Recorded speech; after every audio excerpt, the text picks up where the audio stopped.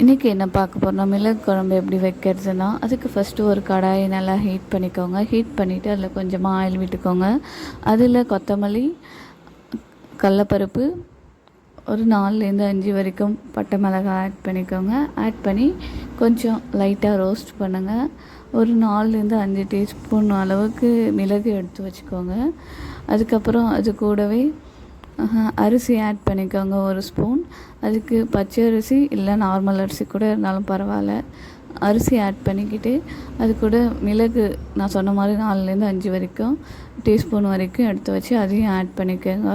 ஒரு 4 பல் பூண்டு ஆட் பண்ணிக்கோங்க. எல்லாத்தையும் ஒன்றா போட்டு நல்லா ரோஸ்ட் பண்ணி ஸ்மெல் வர வரைக்கும் ரோஸ்ட் பண்ணுங்கள். அதே கடாயில் எண்ணெய் விட்டு அதில் கொஞ்சமாக வெள்ளை உளுந்து, ஜீரகம், வெந்தயம், கடுகு எல்லாம் ஆட் பண்ணி நல்லா பொரிஞ்சு வர நேரத்தில் பூண்டு ஆட் பண்ணிக்கோங்க. ஒரு பல் பூண்டு இல்லைனா 2 பல் பூண்டு கூட போட்டுக்கலாம்.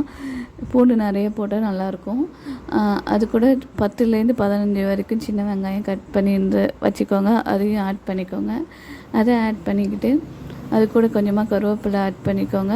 உங்கள் டேஸ்ட்டுக்கு தேவையான அளவுக்கு உப்பு ஆட் பண்ணிக்கோங்க.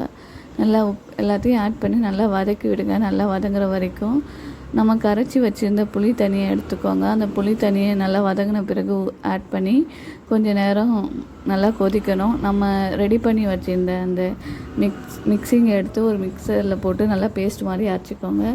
அந்த புளி தண்ணி நல்லா கொதித்து வர நேரத்தில் இந்த பேஸ்ட்டையும் ஆட் பண்ணி நல்லா கிளறி விட்டுக்கோங்க. தேவையான அளவுக்கு அந்த நேரத்தில் உங்களுக்கு எவ்வளோ வேணுமோ தண்ணி ஊற்றிக்கோங்க. நல்லா கொதித்து எண்ணெய் பிரிஞ்சு வர நேரத்தில் நாட்டு சர்க்கரை இல்லை வெல்லம் ஆட் பண்ணிக்கோங்க. அதோட மிளகு குழம்பு ரெடி. என் சேனலை